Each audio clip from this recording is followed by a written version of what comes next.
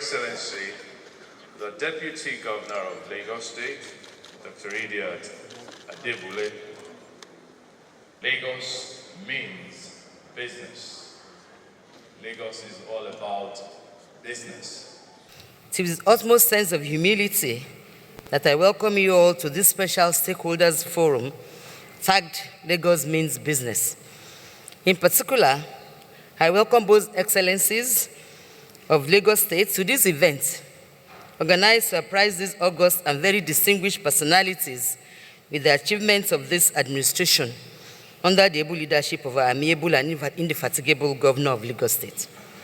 On behalf of His Excellency, Mr. Akinwunmi Ambode, I would like to express our profound gratitude for the overwhelming support this administration has enjoyed from all quarters, particularly from major players in the economic and other sectors of our dear state.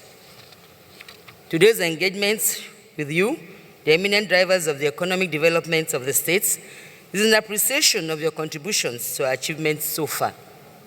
Your Excellency, distinguished ladies and gentlemen, permit me to use this opportunity to inform you that this special audience are from diverse sectors of the economic landscape, and they include, but are not limited to, manufacturing sector, wholesale and retail trade organizations, banking and financial services, hotel and hospitality business, building and construction agencies, professional services, agriculture and agro-allied services, diplomatic corps, education sector, health sector, telecommunications, transportation, energy and mineral resources, real estate, ICT, and indeed the media.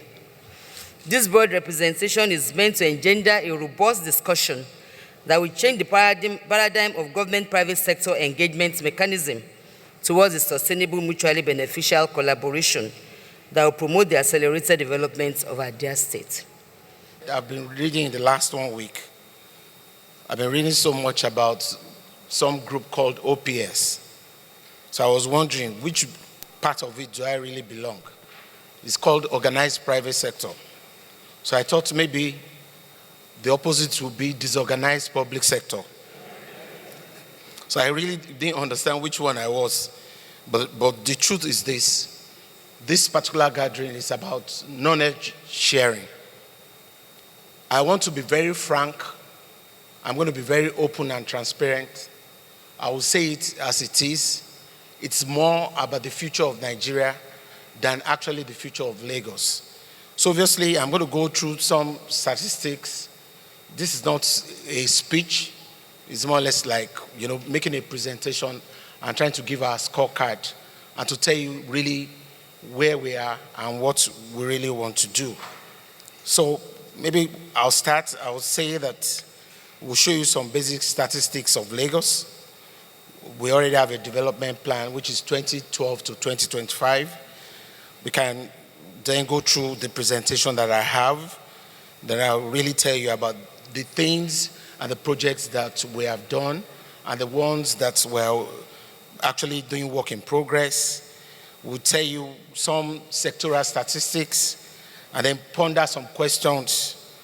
And then the old story is how to create a new Lagos, and then how to actually make the private sector to collaborate with us. And I'll be able to tell you the opportunities that we really have in Lagos, and then just conclude from that. But the most important part of this is, after my story, the real story is the ability for you to really interact with me and for me to be able to pick one or two things or learn from you. And that's how this whole session we go. We already understand that this is being broadcast live, is on channels, is on LTV and TVC, and then we're streaming live, so that we give the opportunity for those who were not able to get the invitation card to also, tweet to us and make comments or suggestions, and we'll be able to go through from there.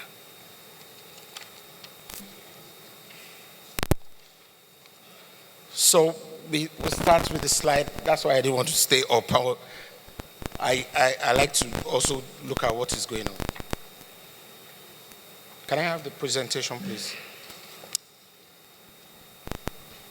one of the presentation. Yes. I like to have it in my hand. I used to be a consultant before, so I was in OPS before I decided. So, which is the story of politics in Nigeria. Do you understand? You have to be outside to be inside. So when we're inside, the people outside keep attacking those inside, forgetting that we're still coming back outside.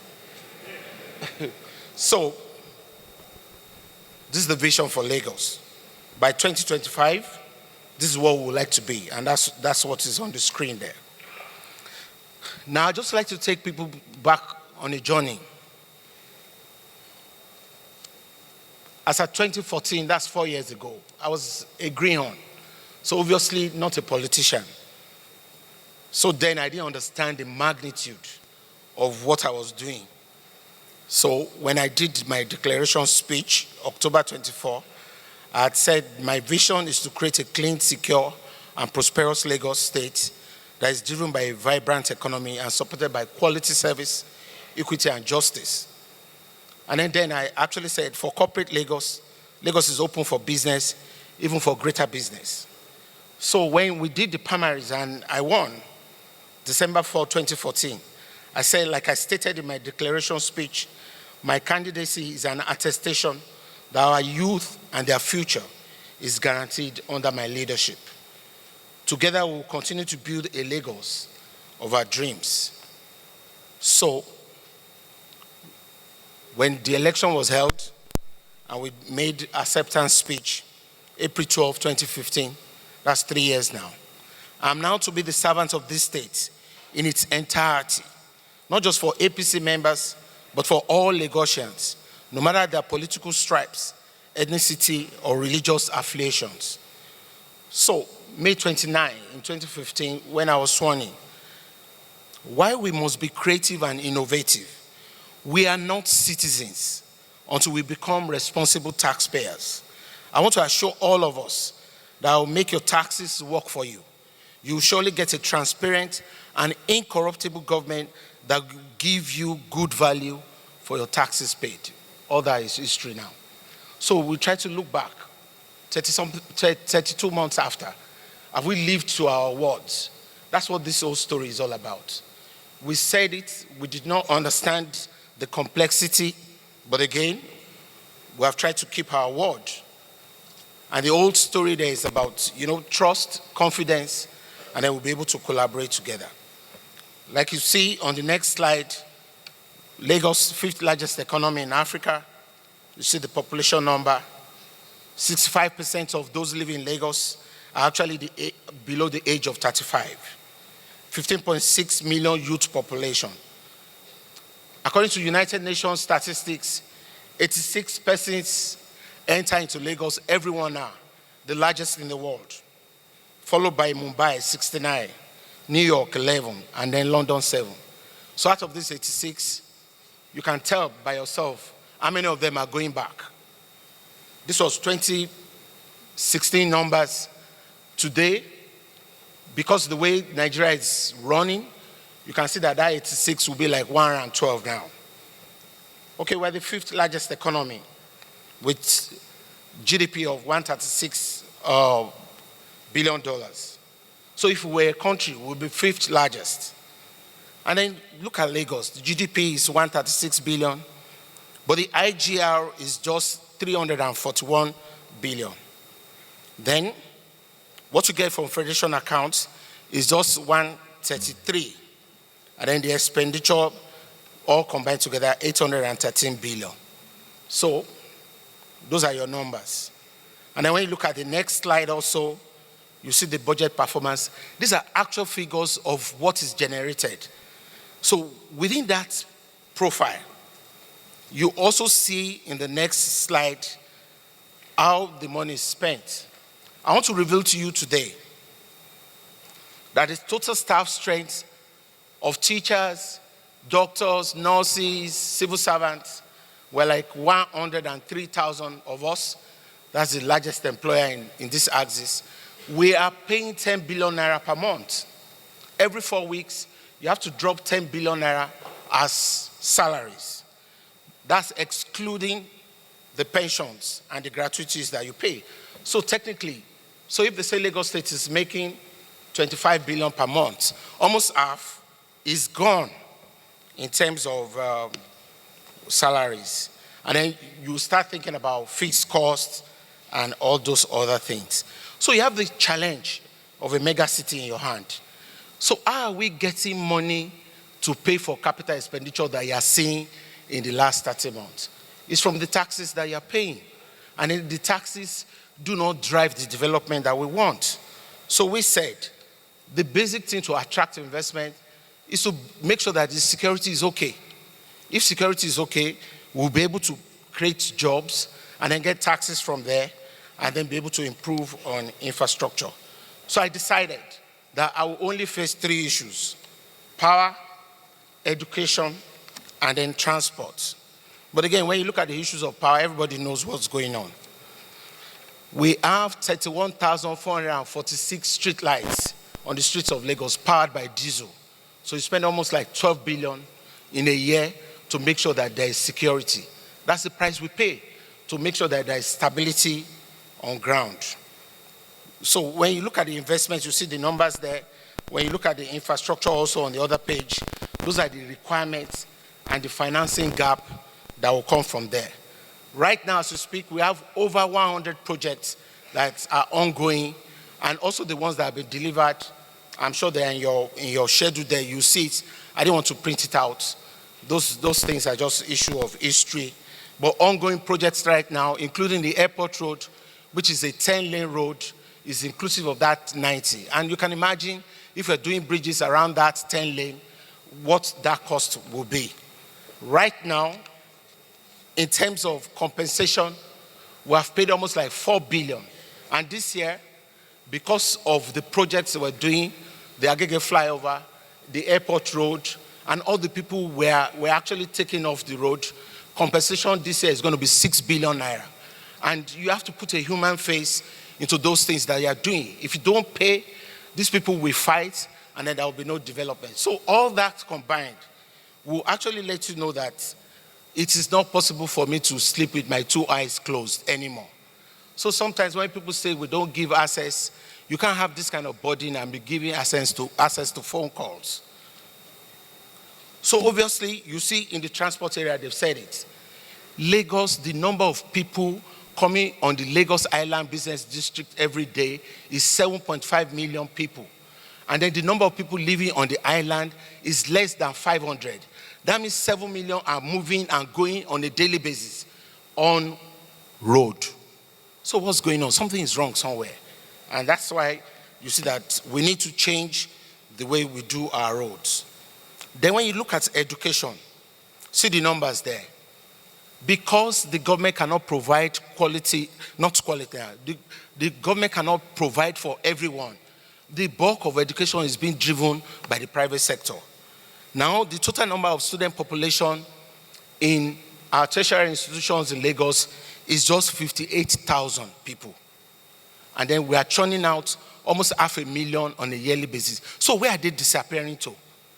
They're not in the university, they're not in tertiary institution, and then there are only 58,000 of them that are in Lagos. So what has happened to the secondary school students? What is the future of these people? Who is talking about them? Where's the issue about education?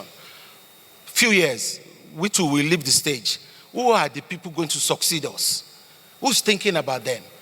Do you understand? So where do you provide for these people that are not being able to go to tertiary institutions? So that's why you see that those things, we need to start looking at our numbers. The truth is this: where you don't pay taxes, we have to go and look for finance on a very expensive scale to be able to reach out to all the social infrastructure that we need to do. So total taxes collected in 2017, 284 billion, as against the expenditure of 800 billion. So who is suffering it? Because when you now go to bond markets, you go to commercial finance, it's coming with an interest-induced flow. But you know what? We delay, and then eventually we still have to pay through the IGR and the taxes that you pay. So when we're paying, we pay principal and pay interest. So the question is this: do we have to continue to run the template in that manner? The answer is no.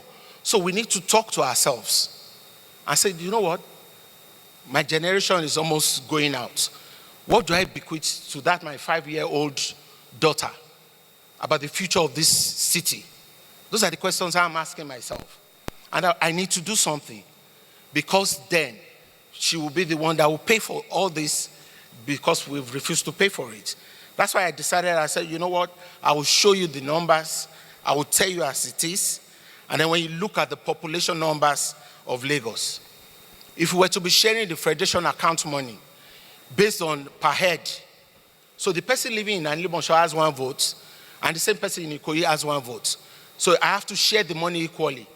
But the reason why the money is not shared equally is that somebody has to take custodian of the resources and find a way to apportion it to various sectors in an equitable manner. Do you want to hear the truth?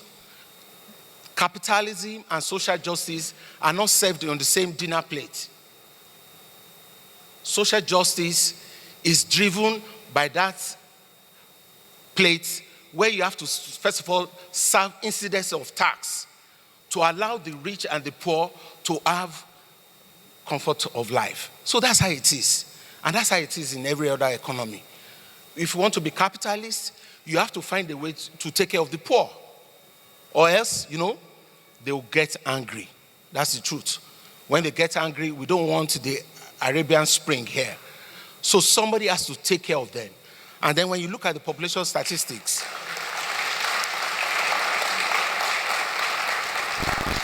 so those people living in Ajegunle, those people living in Alimosho, they have larger population than us living in Lekki. They deserve a comfortable life. That's why there's a government. So that we take from the rich in a compromising manner where all of us will agree and take care of them. Because you know what? When you decide to neglect them, and we send our own children abroad, and then we put them on first class and business class, do you know what? They're still coming back here. And then those ones that we left here will be the ones controlling the government.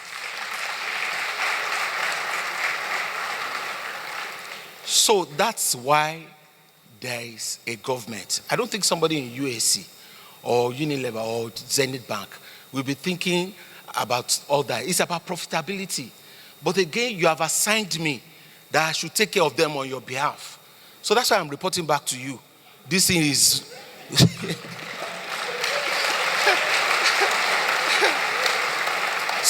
the burden is getting too much. I'm getting shorter every day. It's my life. I will survive. Okay. But obviously, that's the story there. You see the gap. And then look at the major cities. I don't want to read it out. But just look at the major cities. Look at the population. Look at what they are spending. And then you can say they are developed economies. But that spending is coming from taxes anyway. The truth is that if we deepen our investment, we'll be able to get a lot of returns on behalf of the state rather than just, trying to use taxes and all that. And then I went through that quote. The ultimate test of a man's conscience may be his willingness to sacrifice something today for future generations whose words of thanks will not be heard. Gaylord Nelson. Now, look at the picture there. That is a 4-layered future road that we already have the design. Okpebi Link Road, when you go at the back of Sheraton, the idea is to stretch it firstly to Maryland and then to the Third Mainland Bridge. It's possible. You just have to dream it. And then that's what we're doing about.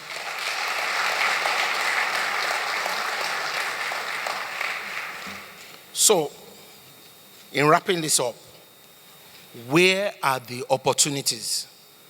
Now, we've gone away to show you what the scorecard is. Again, we want to invite the business community to just hear us out. So our philosophy is very clear. We as a government, we made up our mind. We are just going to be enablers and regulators. We are not businessmen. Our own is to create an enabling environment for you to own this economy. I invite you to come and own the economy. That's what this is all about. My own duty is to enhance the ease of doing business and then strive for solutions that make this state smarter. And that's the whole idea of trying to say we want to be a smarter city. Smarter way to enter buses or to move ourselves from one point to the other. Not this kind of downfall that you are seeing everywhere and Okada. And then when we try to say we're trying to introduce top class mobility system, these poor ones and the ones that cannot afford cars, they deserve comfortable movement. And the truth is this: when you start hearing people like NGO and some other stuff, we should leave them. Is it an ideal thing for competitiveness? The answer is no. Somebody has to stand up and say they deserve the same air-conditioned car that I drive. And then we push it. So my take is this: there's so many opportunities in government. We are not businessmen. If you say you want land that has social, and a project that has social impact, that will touch more lives, we can give you the land and make you to do a deferred payment to us. The bottom line is this: you increase our GDP, you create jobs for our people, then the taxes increase, then I use it for social infrastructure. It's a win-win.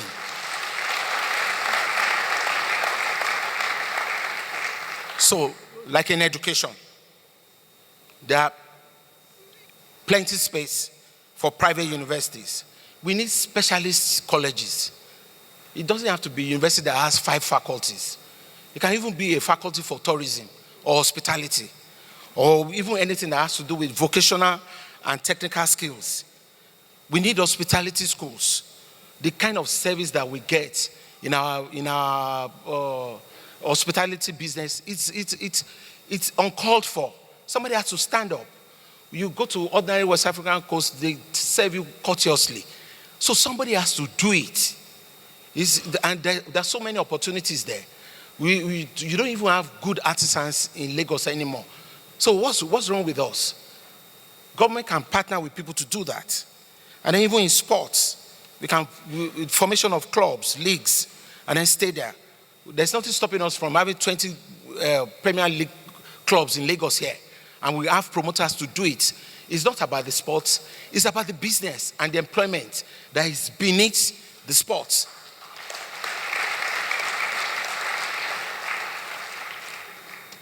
So we're looking for opportunities in areas that has people that have applications or software solutions to societal challenges. Let's challenge ourselves. There's a better way that we can run traffic. There are better ways that we can dispose of our waste. So too many things, and we need to encourage the younger ones to bring out solutions. I said somewhere in the summit last week, before people used to say, think out of the box. But I don't believe in it anymore. You think without the box.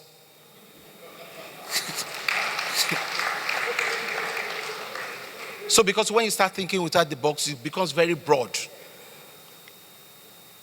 Now the beauty is this: we want to bring top-class hotel brands into Lagos. We can do it. We have the land. We'll give it out. And that's the whole idea, to create the infrastructure for tourism. So these opportunities are everywhere. We believe, obviously, that Lagos also can become a tech hub. And we've already started that with the people that are in Yaba and Sabo. These things are possible. We believe, obviously, that we believe in our embedded power solution. Yes, some people say we don't have the balance sheet. It's the balance sheet of the future. That's how to run a business. I'm not a businessman. I don't understand development economics. Neither am I an economist. So when we say we want to grow our GDP, is it the GDP that embellishes our people, or is it the GDP that the returns are actually repatriated outside, or the GDP that creates job for that person living in Badagry, or the GDP that creates job for the person living in Ikorodu? Our own GDP, when we want to grow it, is to make sure that our people are employed and they have a living. So Nigeria went out of recession. So what happened? we decided on our own to reflate this economy. So that's why you see capital projects everywhere. It's not as if we are stupid. But that job and the contract we give to somebody in Badagry, in Ekwe, in Ikorodu, keeps these younger ones busy. 5,000 every day. So they feed their family. So that job keeps people busy so that they don't come and knock on your door. And that's why security has been very good in Lagos.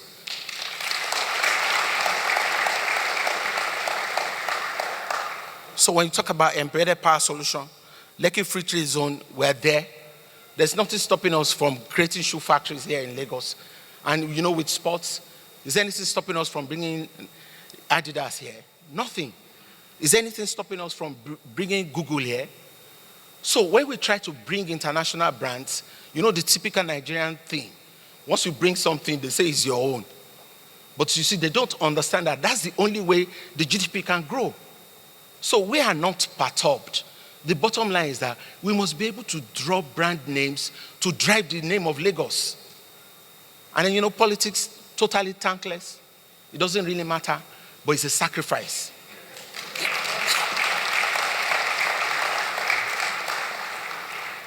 So on our part, and then we want to encourage all sectors to thrive. Lagos has the market. We are very committed to justice sector reforms. We are very committed to security sector reforms. And every other thing that you suggest this morning, I will take so seriously.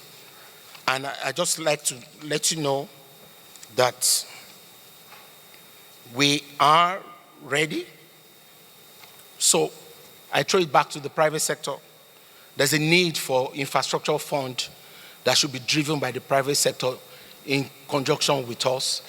We don't want to run it just the same way we are running our security trust fund. There should be an infrastructure fund that is driven by the private sector to actually attack what is going on. The bottom line is this: if Lagos succeeds, Nigeria has succeeded, because you drive all that we want.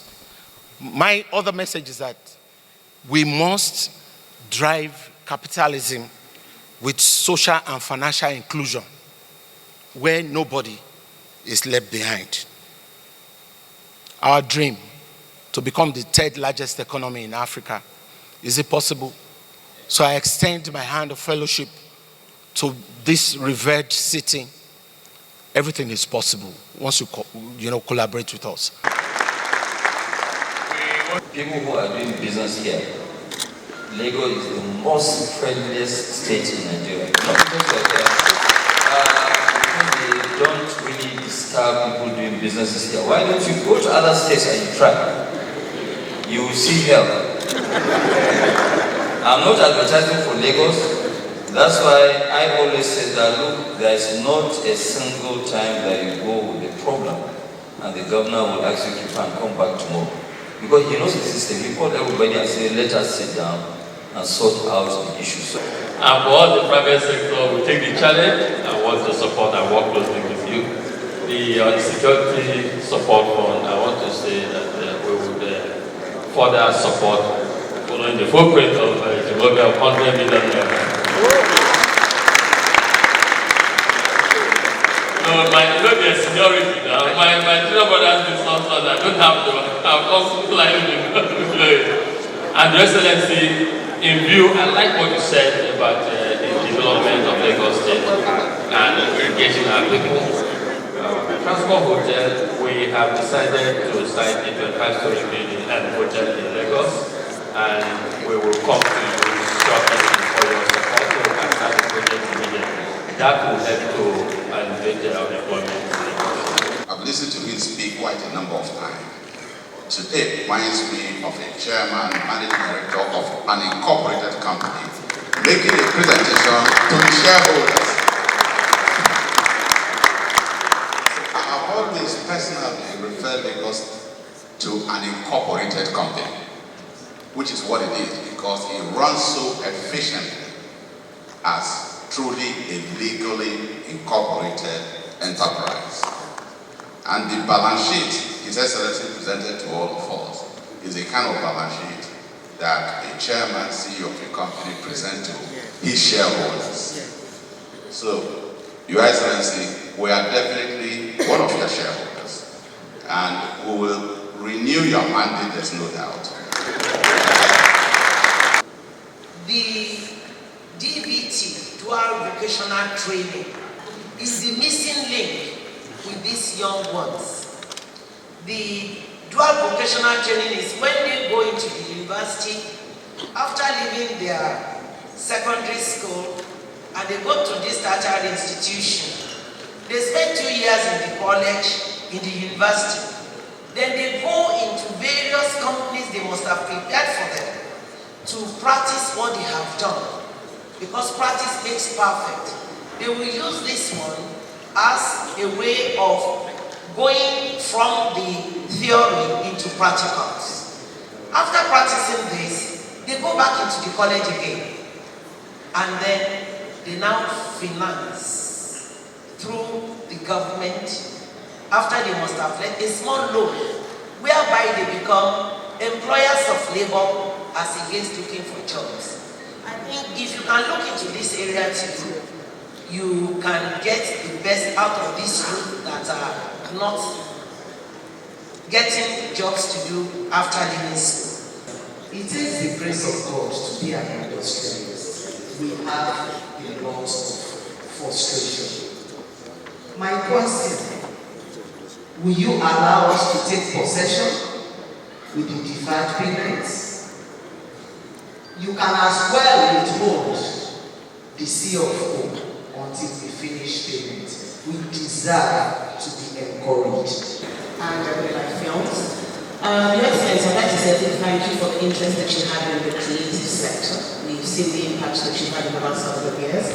I'd like to encourage you to set up a think tank around the creative sector. Because if Lagos means business, and if Lagos wants to empower the youth of Lagos, one of the fastest and quickest ways of doing that is going to be through the creative sector. The value chain is immense. From film to editing to fashion to event planning to makeup, it's endless. And I think that there are so many opportunities within the sector through which we can truly empower our youth and our women in the state. With the little resources that individuals have had in the private sector, setting up TV channels and producing films, we've seen the impact that it's had. That can be tripled and doubled, and it can really take us to great heights. Where's that opinion? There have been improvements in what we're doing in Lagos, in the judicial system. We pay directly the personal cost. It has nothing to do with us. It's like a direct charge. And then the budget approved, as approved by the legislature, is what the executive tries to implement. So their first line charge in terms of overhead and other charges are actually given to them. The independence that we want to talk about is in terms of capital projects. And we do not see anything different from what the House of Assembly and the legislature is actually saying. That at what point you now make judges to start having direct engagement with contractors. So there's a thin line around that. So it's deeper than what people are saying. If you shield them away from going to social functions, you really want to be engaging them to be entering into the executive line and not compromising. And it's as the wisdom of the legislature that should be made the way it is. But mentally, I have nothing whatsoever against any form of independence, but I just implement whatever it is that I'm fasting in the legislature. But very strong points, something I take away, is the views that they have actually expressed in terms of the programs.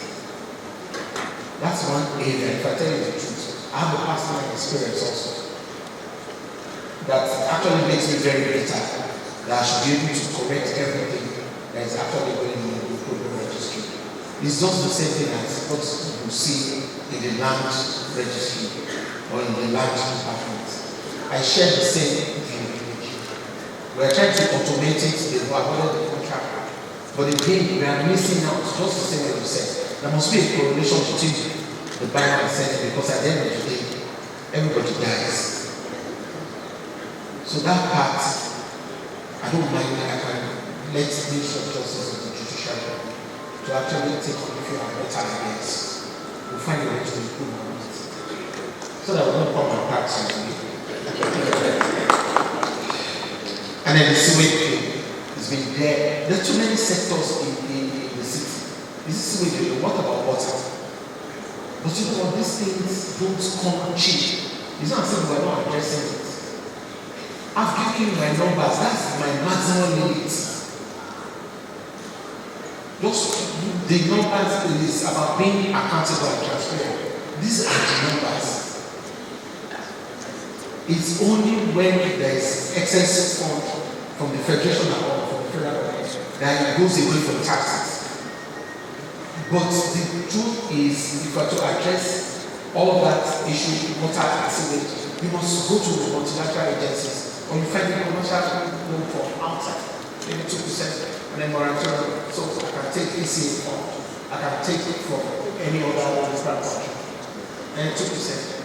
But you know, the banker says they want me to patronize it. So obviously those things are the mixes. But I can say that issues that relate to the environment we must address. No matter how much our budget or challenges, everything must go together, which is the message I get from the floor. Well, I decided that I wanted to be voted for. So who cares? Because solve all our problems. That's the message. But again, sometimes it's good to take a snapshot and tell you how it is, so that you can understand why some things are just not possible in the interim, except something shifts, and then we'll be able to address it. Okay, the language that I said about tax activity. In this society, we are more or less like a government to ourselves. So those people living in estates, they constitute a government, they provide light, security, provide everything. But again, you know, it's your own CSR. I don't want to go to the level of saying that, wait, you must always remember that I am a subnational and I am a state working within the context of 36 states and the federal government. So I have political limitations, economic limitations, and I don't have that sovereignty to do what you want me to do. And then if I must sustain my political relevance, I must work within the ambit of those my limitations. So when you put it together, it's not like your boardroom politics. That's why I said sometimes we make political decisions that appear senseless to the people in the boardroom. But again, you have to do it. So sometimes, some of these things, like I said, we are open for dialogue, we look at it, and then we address it. To address the chairman of China, we already have an existing contract that changes our waterways. It's already existent. But again, you know what? We have a stretch of almost 200 kilometers of waterways from Badagry to the Queen. So the places that sometimes that are really, desert populated, we have this kind of effects. They are on, and then we are doing everything possible to make sure that that contract is ensure that it works. And then most especially, I don't like the way I say when I pass. If we have our way, obviously when you look to the right, you are coming from the airport. You don't like what you see. But again, so we have United Nations issues. I must find a replacement to relocate them before I can actually take them away. You don't have that kind of money. So if we are giving the grant, the someone will soon take away to an hour, and that empty metal access, you can start to treat it and then develop it, and then go to try to find a way to clean up all those other sites. I like the suggestion of the Ministry of Innovation, even though we have an Office of Transformation and Innovation. maybe then we need to scale up the activities there, we look at it. But again, you know, the real essence of the new economy is on creativity and innovation. That's where we want to go. White collar jobs are gone for good. So there are too many younger people that are working in their briefcase and in their bedroom. We need to access them. And that also goes to that part that we're talking about, creative thinking. And I think I also take that away. We can look at that and see how we can develop. I'd like to thank the chairman of Zen, to know that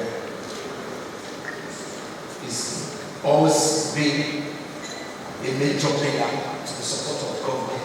They were the pioneer supporters of the Security Trust Fund.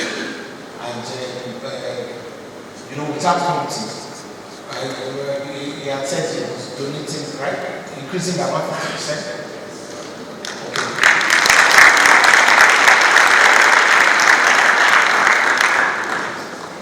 So you didn't say that my own language that I increased by 4%. I thought it was going to be repeated. But thank you very much. We like to just say that. The message I'm giving here today is that, you know, I want the business community to own the economy. That is the new way governance can work. It's not we against them. You know this whole concept of public sector and then the private sector on the other side.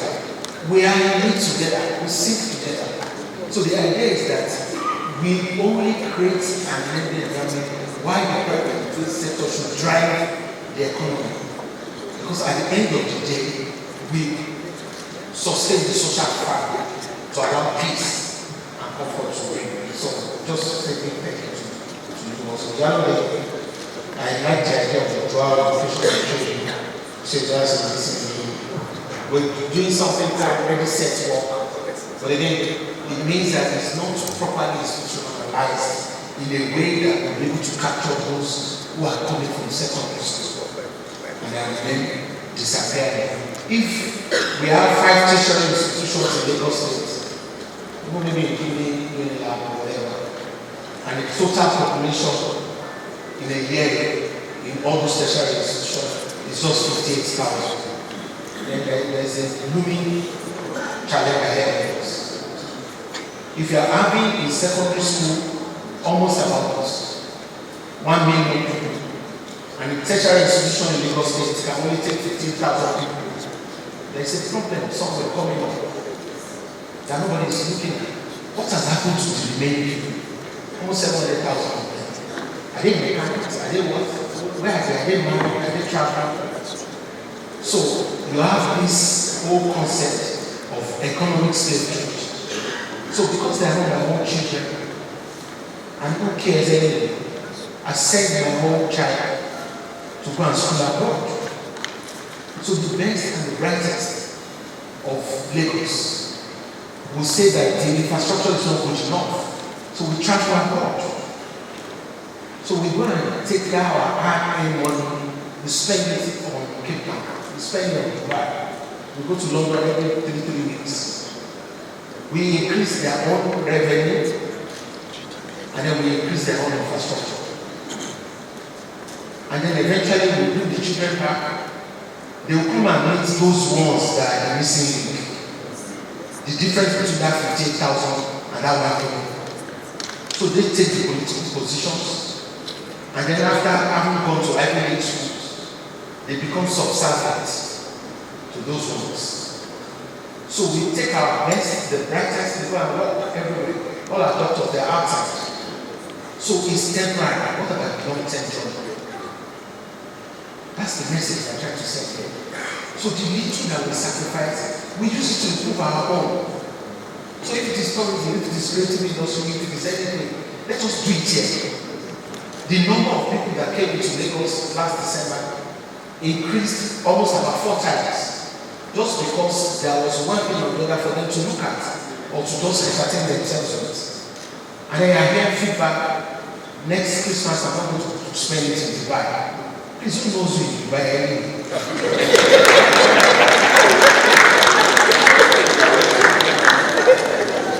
So why don't we use our own resources and our time? This is us, they are smarter than us. That's the truth. Who says we are smart? So why don't you create an enabling environment for them to dissipate that energy? That is what this is all about. It is not about today.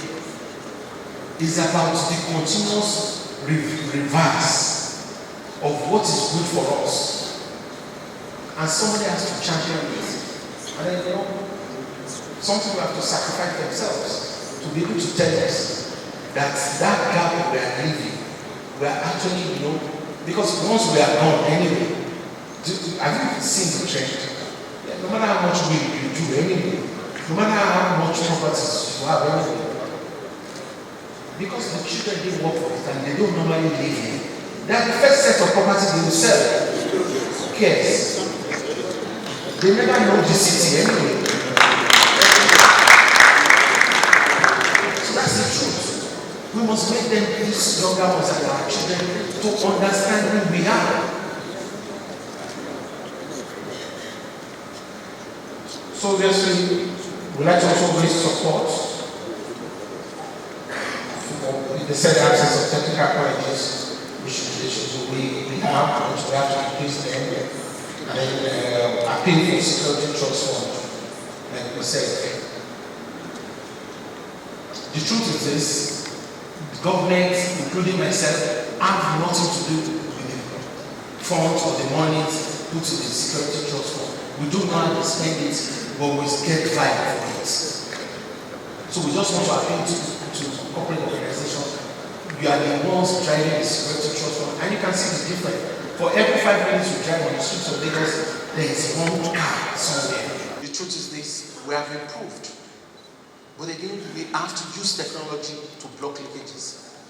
We're already engaged with Thomson Reuters. We believe our land administration system is not efficient. If we say we are allowing people to pay from the comfort of their homes, they should be able to pay those land fees or whatever, or permits from the comfort of their home. That's what is happening everywhere else. But you know what? It comes at a cost. If you are going to engage Thomson Reuters, you can check it. If you want to have EGIS, it's at a cost, it's open. Since 2016, we have signed a contract worth over 15 billion to be able to stop once and for all this issue of land theft. It does not help us. So, and we have enemies because they are entrenched institutional corruption. But who cares anyway? At the end of the day, they will still abuse me. But the major thing is to be able to do the rightful thing. If you are able to own your seal and go to sleep, I've done something. So we're using technology to do land permits, to also do your permit for construction and every other area. Once we're able to finish that technology, everybody will be able to know what to pay from the comfort of their homes. So as we are reducing it, we're investing on blocking it. And like I said, you know what? You really don't speak out most times until a product is ready. Because you have to think about it, you have to process it, you have to plan it, and then before you now implement it. Unlike when you do something, and then we're very quick to also say that something is not working because the expectations are too high, and that's what you referred to the other time. Now that we have raised the bar, can I sustain it? But the truth is that I wasn't designed for the bar. That's the truth. We are just doing it. Somebody else will do it better than us. So we try to block all those. Mrs. Tyrone, thank you very much. We have to support the waste management companies. I will personally find a way to engage and make sure, because the bottom line is to keep the younger ones off the streets. Their own is not about the FX, and their own is not about 100,000 per month. That daily bread that takes the wife and the child off the streets. So the more we engage those smaller business, the better for us to be able to sleep in Banana Island.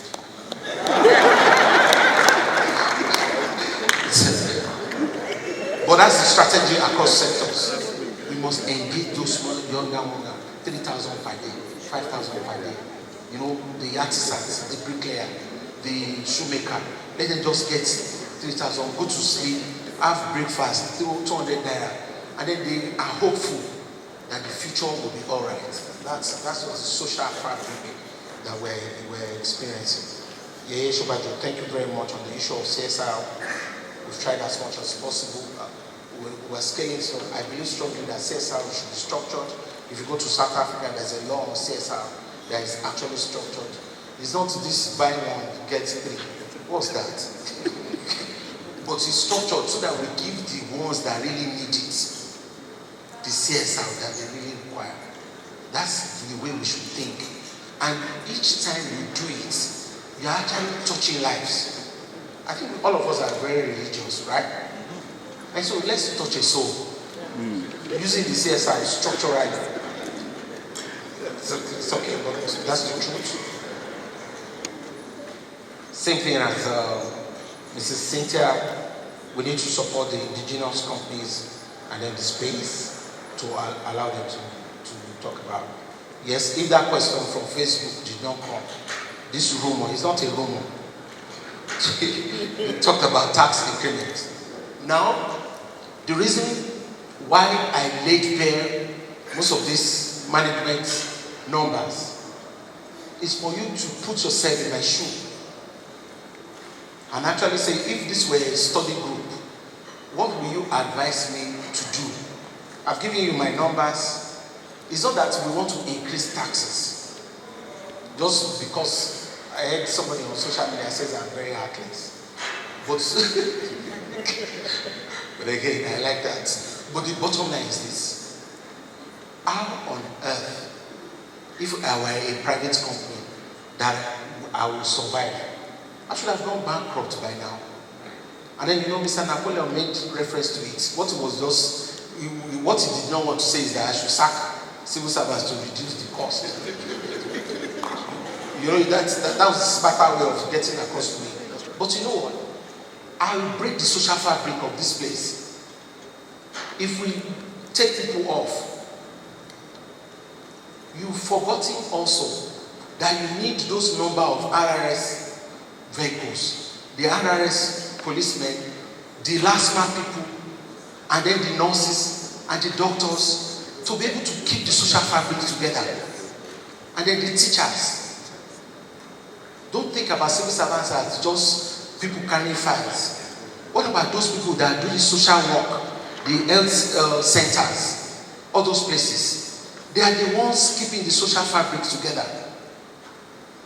And the truth is that there are just 103,000 trying to take care of 24 million people.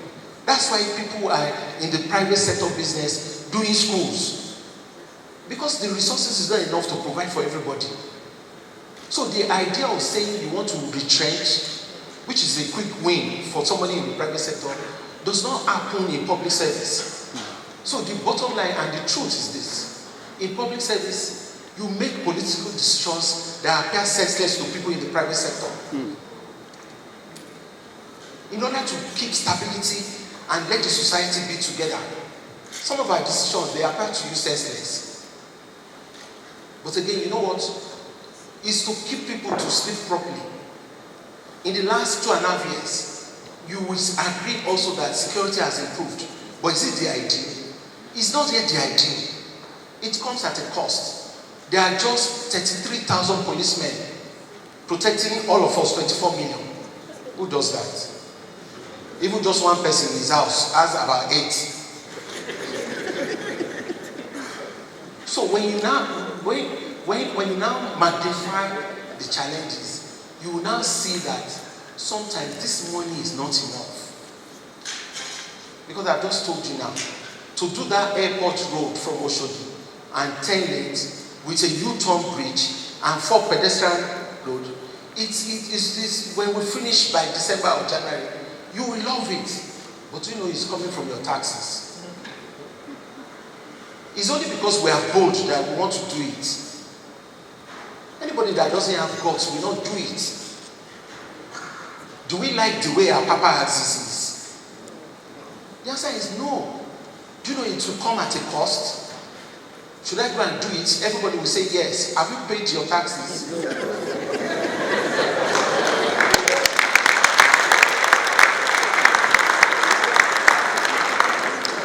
But you know what?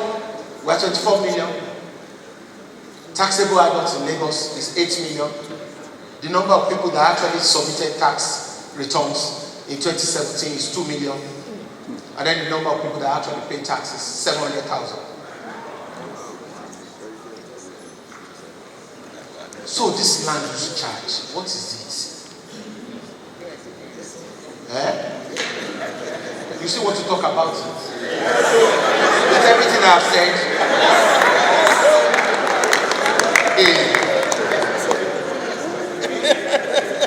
So, in order for us not to invoke the anger of the poor, we tax those who are rich so that we can protect them from their anger. That's what land use charge is saying, property taxes. That's what he's saying. So it's like a sacrifice.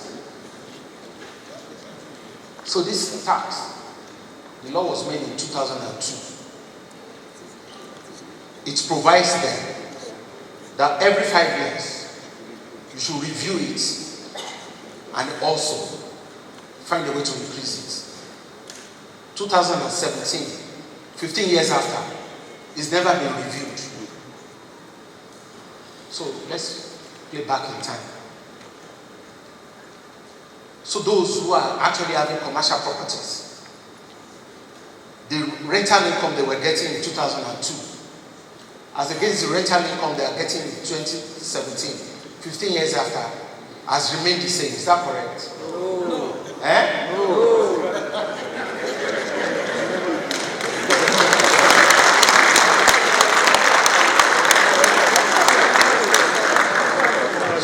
Wait. The issue is this.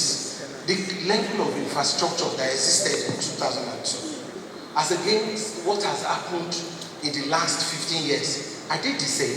No. Did it not come at a cost? So why is the market value of the property that you build? You built it with 1 million. 15 years after, you are selling at 20 million. How did you make profit?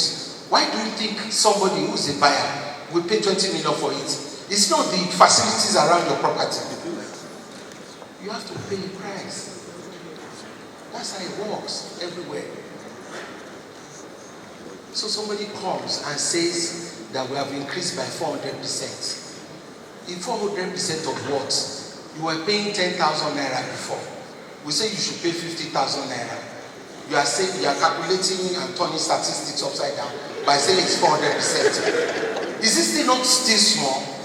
But you know the truth? Pensioners, you don't need to pay. Owner occupier is just point something percent. Churches, mosques, NGOs, government institutions is free. So who is going to take care of the ones that are free? If you are owner occupier, you don't need to pay. So it's the commercial part that people are shouting. So how many properties are ever in Lagos anyway? Maybe less than 1 million. So owner occupier, please, are there commercial properties in Badagry, Ekpeya, and another? What's that? They will not even pay. What kind of economy is going on in Badagry that you go and charge them? If they don't pay, we cannot force them. So the whole thing is just concentrated in the hands of those who have commercial properties. That is the whole story. So don't let you be misled. It's called what? New media, I mean? Social media. So, but the truth is this. That is the real story. Pensioners, owner occupier, they don't really pay anything and all that. So why have we increased? We should have been doing it every 5 years. But I'm looking at it. If I must sustain, according to what Mr. Napoleon referred to, if I want to sustain the level of my vision, I have to throw something back to people. I don't need to come and meet you if I continue to borrow money. But you are borrowing to punish you ultimately, which is not what we want. Because it's even the taxes you will pay in some years' time that we use to pay the interest and the principal. Shouldn't somebody be able to tell you the bitter truth? And then let's sacrifice together. That's what we have done here. The number of people that are really affected in all these commercial transactions, they are like 300,000 against 24 million. Because almost every other thing in the land use charge is technically free. And then they have the resources to attack us. So they just scaremongering and blackmail and everything. But we are ready for dialogue.